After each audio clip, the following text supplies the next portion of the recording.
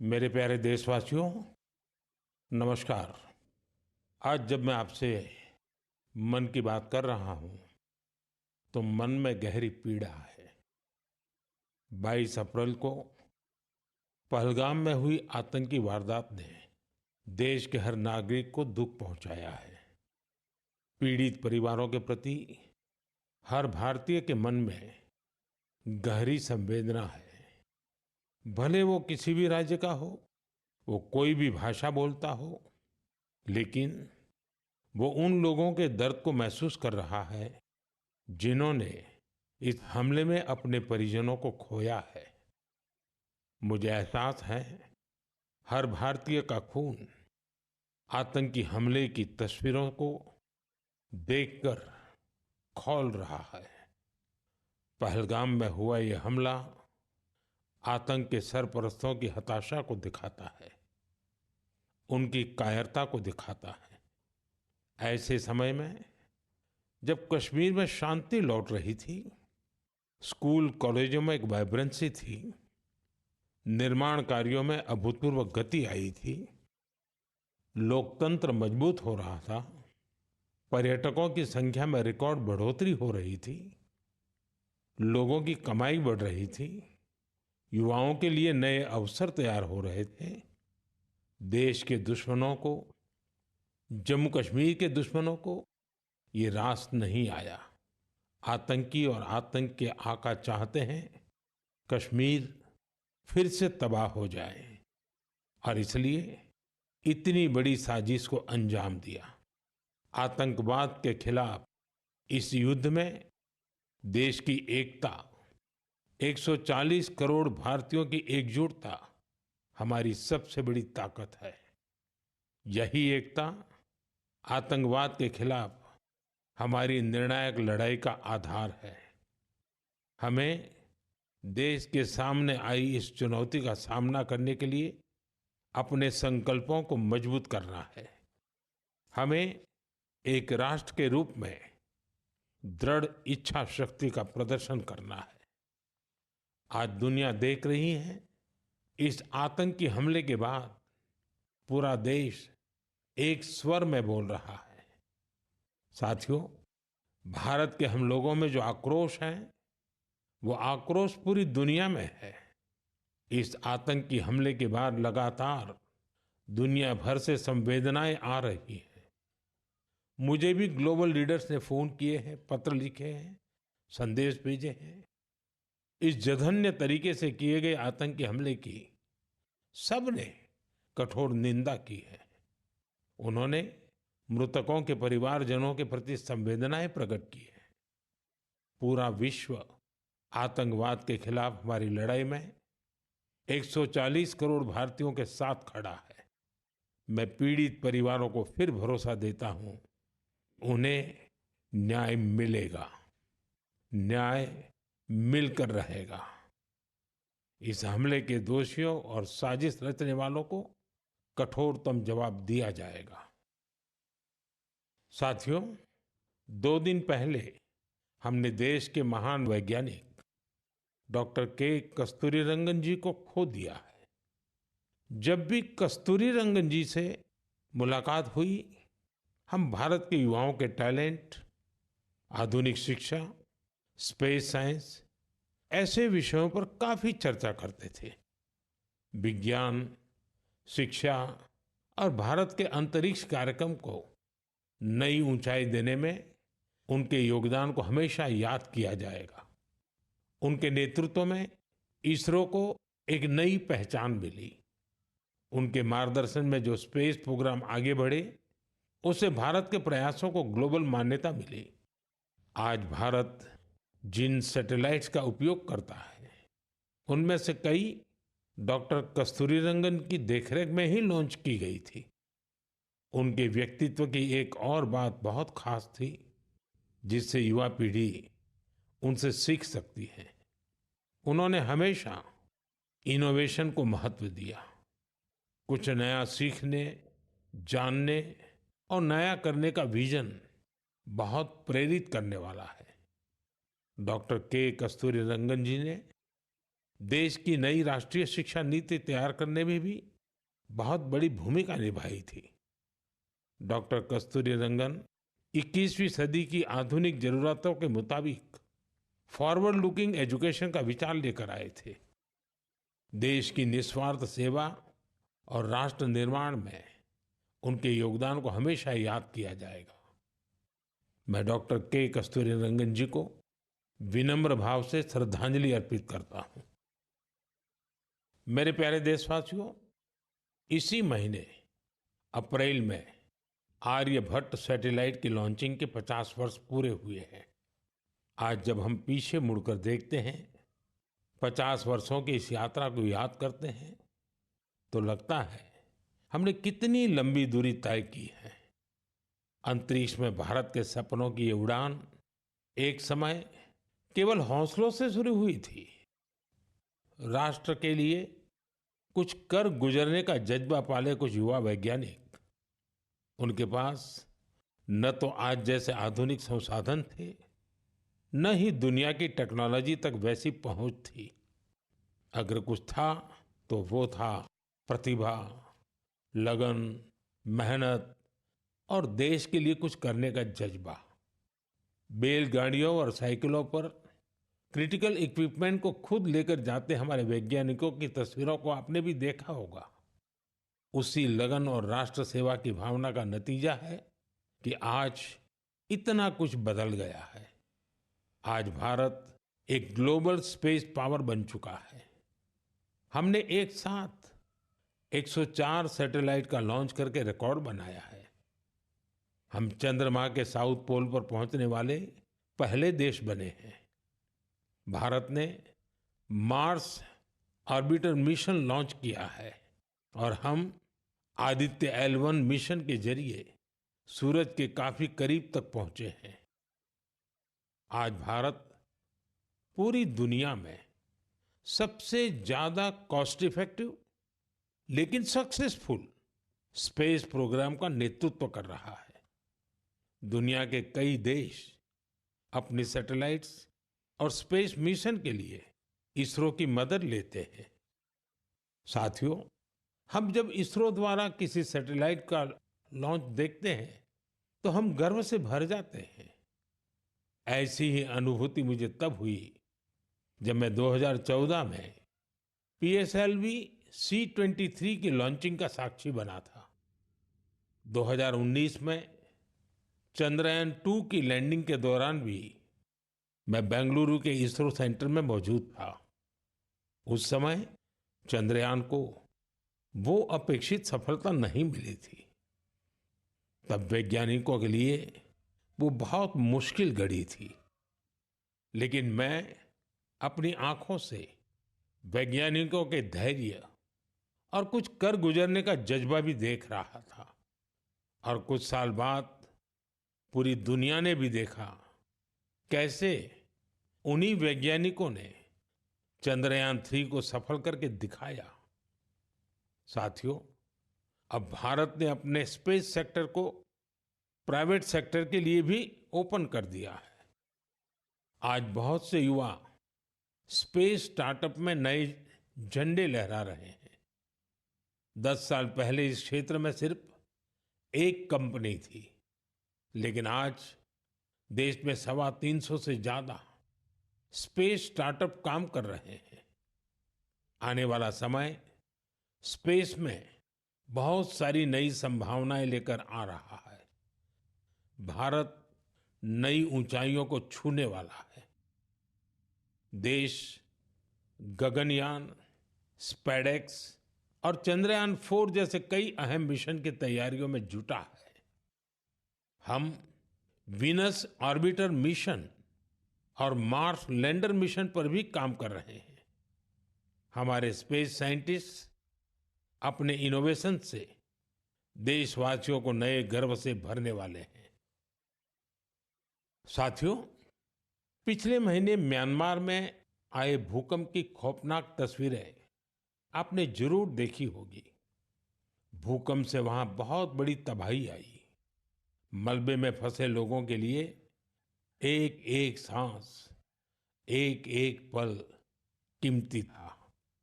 इसलिए भारत ने म्यांमार के हमारे भाई बहनों के लिए तुरंत ऑपरेशन ब्रह्मा शुरू किया। एयरफोर्स के एयरक्राफ्ट से लेकर नेवी के शिप्स तक म्यांमार की मदद के लिए रवाना हो गए। वहां भारतीय टीम ने एक फील्ड हॉस्पिटल तैयार किया। इंजीनियरों की एक टीम ने अहम इमारतों और इंफ्रास्ट्रक्चर्स को हुए नुकसान का आकलन करने में मदद की। भारतीय टीम ने वहां कंबल, टेंट, स्लीपिंग बैग, दवाइयां, खाने पीने के सामान के साथ ही और भी बहुत सारी चीजों की सप्लाई की। इस दौरान भारतीय टीम को वहां के लोगों से बहुत सारी तारीफ भी मिली। साथियों, इस संकट में साहस, धैर्य और सूझबूझ के कई दिल छू जाने वाले उदाहरण सामने आए। भारत की टीम ने 70 वर्ष से ज्यादा उम्र की एक बुजुर्ग महिला को बचाया, जो मलबे में 18 घंटों से दबी हुई थी। जो लोग अभी टीवी पर मन की बात देख रहे हैं, उन्हें उस बुजुर्ग महिला का चेहरा भी दिख रहा होगा। भारत से गई टीम ने उनके ऑक्सीजन लेवल को स्टेबल करने से लेकर फ्रैक्चर के ट्रीटमेंट तक इलाज की हर सुविधा उपलब्ध कराई। जब इस बुजुर्ग महिला को अस्पताल से छुट्टी मिली, तो उन्होंने हमारी टीम का बहुत आभार जताया। वो बोली कि भारतीय बचाव दल की वजह से उन्हें नया जीवन मिला है। बहुत से लोगों ने हमारी टीम को बताया कि उनकी वजह से वो अपने दोस्तों और रिश्तेदारों को ढूंढ पाए। साथियों, भूकंप के बाद म्यांमार में मांडले की एक मॉनेस्ट्री में भी कई लोगों के फंसे होने की आशंका थी। हमारे साथियों ने यहाँ भी राहत और बचाव अभियान चलाया। इसकी वजह से उन्हें बौद्ध भिक्षुओं का ढेर सारा आशीर्वाद मिला। हमें ऑपरेशन ब्रह्मा में हिस्सा लेने वाले सभी लोगों पर बहुत गर्व है। हमारी परंपरा है, हमारे संस्कार है, वसुधैव कुटुंबकम की भावना। पूरी दुनिया एक परिवार है। संकट के समय विश्व मित्र के रूप में भारत की तत्परता और मानवता के लिए भारत की प्रतिबद्धता हमारी पहचान बन रही है। साथियों, मुझे अफ्रीका के इथियोपिया में प्रवासी भारतीयों के एक अभिनव प्रयास का पता चला है। इथियोपिया में रहने वाले भारतीयों ने ऐसे बच्चों को इलाज के लिए भारत भेजने की पहल की है, जो जन्म से ही हृदय की बीमारी से पीड़ित हैं।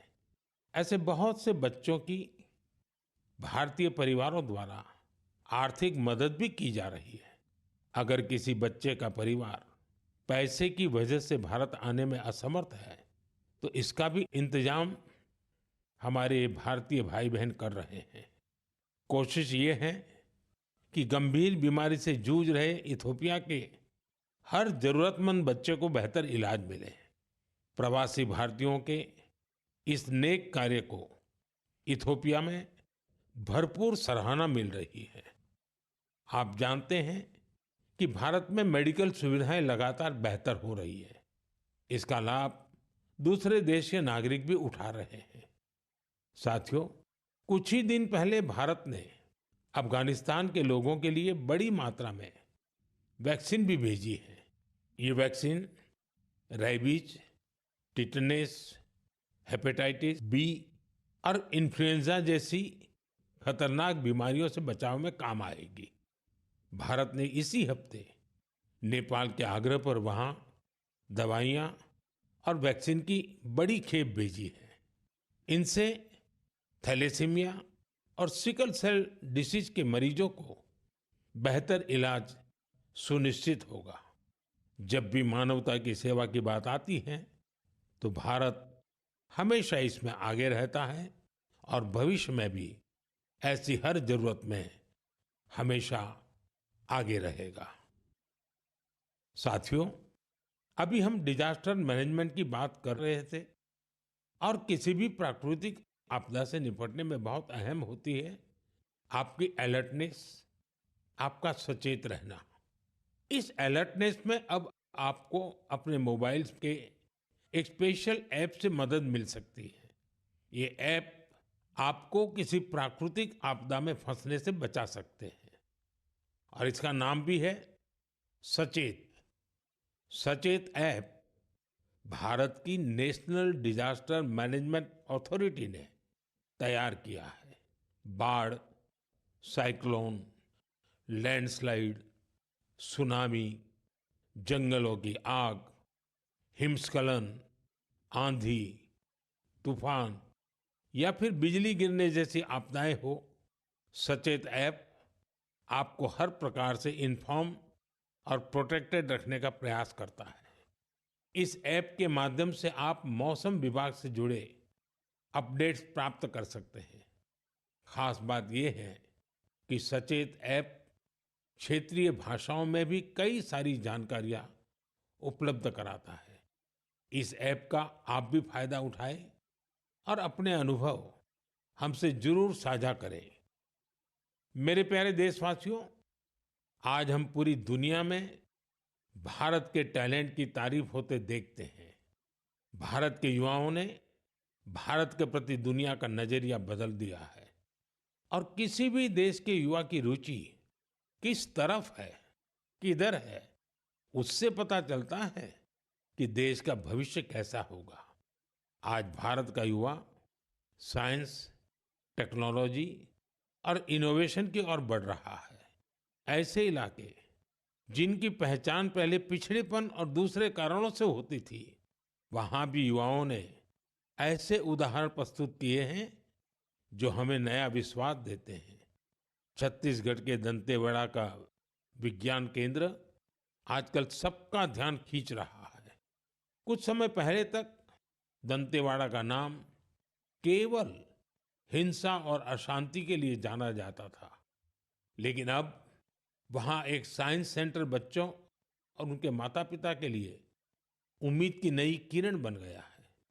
इस साइंस सेंटर में जाना बच्चों को खूब पसंद आ रहा है।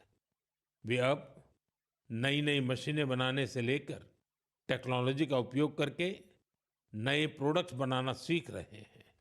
उन्हें 3D प्रिंटर्स और रोबोटिक कारों के साथ ही दूसरी इनोवेटिव चीजों के बारे में जानने का मौका मिला है। अभी कुछ समय पहले मैंने गुजरात साइंस सिटी में भी साइंस गैलरीज का उद्घाटन किया था।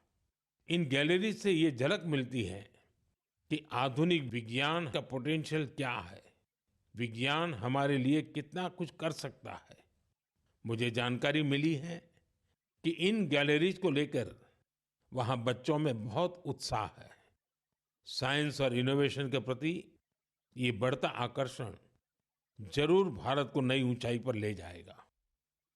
मेरे प्यारे देशवासियों, हमारे देश की सबसे बड़ी ताकत हमारे 140 करोड़ नागरिक हैं। उनका सामर्थ्य है, उनकी इच्छा शक्ति है। और जब करोड़ों लोग एक साथ किसी अभियान से जुड़ जाते हैं तो उसका प्रभाव बहुत बड़ा होता है। इसका एक उदाहरण है एक पेड़ मां के नाम। ये अभियान उस मां के नाम है जिसने हमें जन्म दिया और ये उस धरती मां के लिए भी है जो हमें अपनी गोद में धारण किए रहती है। साथियों, 5 जून को विश्व पर्यावरण दिवस पर इस अभियान के 1 साल पूरे हो रहे हैं। इस 1 साल में इस अभियान के तहत देश भर में मां के नाम पर 140 करोड़ से ज्यादा पेड़ लगाए गए हैं। भारत की इस पहल को देखते हुए देश के बाहर भी लोगों ने अपनी मां के नाम पर पेड़ लगाए हैं। आप भी इस अभियान का हिस्सा बने ताकि 1 साल पूरा होने पर अपनी भागीदारी पर आप गर्व कर सकें। साथियों, पेड़ों से शीतलता मिलती है, पेड़ों की छांव में गर्मी से राहत मिलती है, ये हम सब जानते हैं। लेकिन बीते दिनों मैंने इसी से जुड़ी एक और ऐसी खबर देखी जिसने मेरा ध्यान खींचा। गुजरात के अहमदाबाद शहर में पिछले कुछ वर्षों में 70 लाख से ज्यादा पेड़ लगाए गए हैं। इन पेड़ों ने अहमदाबाद में ग्रीन एरिया काफी बढ़ा दिया है। इसके साथ साथ साबरमती नदी पर रिवरफ्रंट बनने से और कांकरिया झील जैसे कुछ झीलों के पुनर्निर्माण से यहाँ वाटर बॉडीज की संख्या भी बढ़ गई है। अब न्यूज़ रिपोर्ट्स कहती हैं कि बीते कुछ वर्षों में अहमदाबाद ग्लोबल वार्मिंग से लड़ाई लड़ने वाला प्रमुख शहरों में से एक हो गया है। इस बदलाव को, वातावरण में आई शीतलता को वहाँ के लोग भी महसूस कर रहे हैं। अहमदाबाद में लगे पेड़ वहाँ नई खुशहाली लाने की वजह बन रहे हैं। मेरा आप सबसे फिर आग्रह है कि धरती की सेहत ठीक रखने के लिए, क्लाइमेट चेंज की चुनौतियों से निपटने के लिए और अपने बच्चों का भविष्य सुरक्षित करने के लिए पेड़ जरूर लगाएं। एक पेड़ मां के नाम। साथियों, एक बड़ी पुरानी कहावत है, जहां चाह वहां राह। जब हम कुछ नया करने की ठान लेते हैं तो मंजिल भी जरूर मिलती है। आपने पहाड़ों में उगने वाले सेब तो खूब खाए होंगे, लेकिन अगर मैं पूछूं कि क्या आपने कर्नाटका के सेब का स्वाद चाखा है, तो आप हैरान हो जाएंगे। आमतौर पर हम समझते हैं कि सेब की पैदावार पहाड़ों में ही होती है, लेकिन कर्नाटका के बागलकोट में रहने वाले श्री शैल तेली जी ने मैदानों में सेब उगा दिया है। उनके कुलाली गांव में 35 डिग्री से ज्यादा तापमान में भी सेब के पेड़ फल देने लगे। दरअसल श्रीशैल तेली को खेती का शौक था, तो उन्होंने सेब की खेती को भी आजमाने की कोशिश की और उन्हें इसमें सफलता भी मिल गई। आज उनके लगाए सेब के पेड़ों पर काफी मात्रा में सेब उगते हैं, जिसे बेचने से उन्हें अच्छी कमाई भी हो रही है। साथियों, अब जब सेबों की चर्चा हो रही है, तो आपने किन्नौरी सेब का नाम जरूर सुना होगा। सेब के लिए मशहूर किन्नौर में केसर का उत्पादन होने लगा है। आमतौर पर हिमाचल में केसर की खेती कम ही होती थी, लेकिन अब किन्नौर की खूबसूरत सांगला घाटी में भी केसर की खेती होने लगी। ऐसा ही एक उदाहरण केरला के वायनाड का है। यहाँ भी केसर उगाने में सफलता मिली और वायनाड में ये केसर किसी खेत या मिट्टी में नहीं, बल्कि एरोपोनिक्स टेक्निक से उगाए जा रहे हैं। कुछ ऐसा ही हैरत भरा काम लीची की पैदावार के साथ हुआ है। हम तो सुनते आ रहे थे कि लीची बिहार, पश्चिम बंगाल या झारखंड में उगती है, लेकिन अब लीची का उत्पादन दक्षिण भारत और राजस्थान में भी हो रहा है। तमिलनाडु के थिरुविराअरासु कॉफी की खेती करते थे। कोडाईकनाल में उन्होंने लीची के पेड़ लगाए और उनकी 7 साल की मेहनत के बाद अब उन पेड़ों पर फल आने लगे। लीची उगाने में मिली सफलता ने आसपास के दूसरे किसानों को भी प्रेरित किया है। राजस्थान में जितेंद्र सिंह राणावत को लीची उगाने में सफलता मिली है। ये सभी उदाहरण बहुत प्रेरित करने वाले हैं। अगर हम कुछ नया करने का इरादा कर लें और मुश्किलों के बावजूद डटे रहें, तो असंभव को भी संभव किया जा सकता है। मेरे प्यारे देशवासियों, आज अप्रैल का आखिरी रविवार है।